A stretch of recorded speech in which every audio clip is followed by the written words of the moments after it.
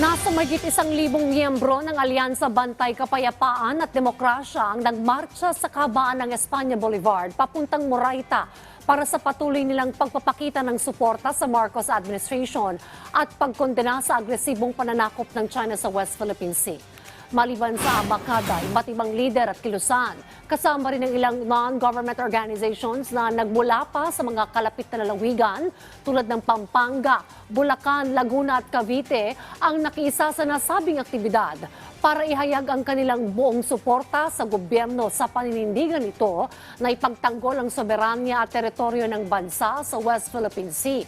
Gayon din ang karapatan at kalayaan ng mga mangisda sa karagatan na sakop ng Pilipinas. Alam po natin na kapag isa lang nagsasalita, papakinggan ba tayo? Hindi po. Kailangan marami tayong boses na magkakasama para makita na may boses tayo. Ang kailangan na po natin ay ang pagiging makabayan, wala pong iba pong anuman.